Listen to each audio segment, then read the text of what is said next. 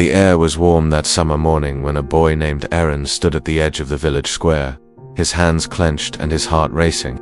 He was 15, small for his age, and often laughed at for being weak.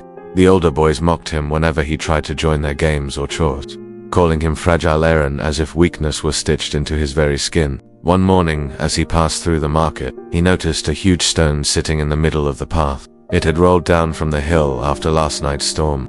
Merchants shouted angrily, villagers complained, and carts couldn't pass. Everyone walked around it, shaking their heads. "Why doesn't someone move it?" Aaron asked an old man. The man sighed. "It's too heavy, boy. Leave it be. The village council will deal with it." But days passed, and still no one moved the stone. Children tripped over it, wagons got stuck, and the whole street seemed smaller because of it. People complained, but nobody acted. Something stirred inside Aaron. For the first time, he saw an opportunity, not just a problem. That night, lying awake in bed, he whispered to himself, "Maybe I can be the one. Maybe I can move it." At dawn, when the village still slept, Aaron went to the square. He pressed his small hands against the cold rock and pushed with all his might. His muscles screamed, his feet dug into the dirt, but the stone didn't budge an inch. He tried again and again, until his arms shook and sweat poured down his face. Finally, exhausted and embarrassed, he sank to the ground. From behind him, he heard laughter. It was a group of boys his age. "Fragile Aaron thinks he can move a mountain," one sneered. "Why don't you lift the sun next while you're at it?" Another jeered. Aaron lowered his head but said nothing. Deep inside though, a voice whispered, "Not today, but maybe tomorrow." The next morning, Aaron came back.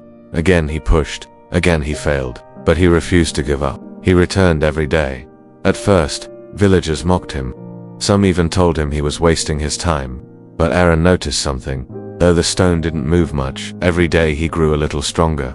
His arms felt firmer, his legs sturdier, his grip tighter. Weeks turned into months. The stone began to shift, just slightly, an inch here, another inch there. The laughter grew quieter. People started to watch, curious. One day an old farmer patted Aaron's shoulder. "You've got determination, boy. That stone may not move fast, but neither do the seasons.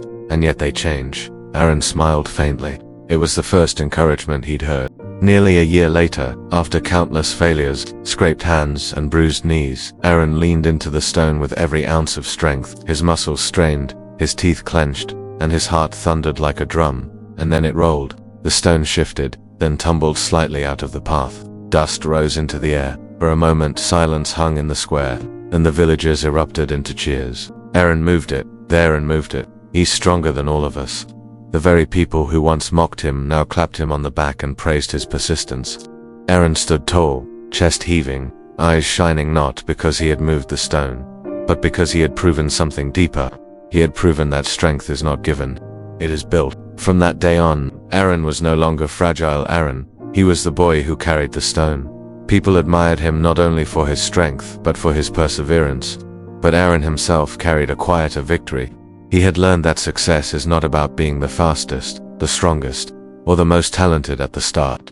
It is about refusing to quit when the world tells you to. Years later, when Aaron became a leader in the village, he often told his story to younger children.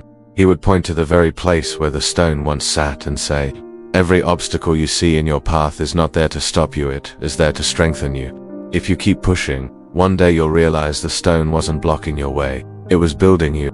And the children would listen, wide-eyed, while Aaron's story spread far beyond the village. This story teaches us something timeless. Obstacles are not walls, they are weights. And just like lifting a weight makes you stronger, so does facing your challenges.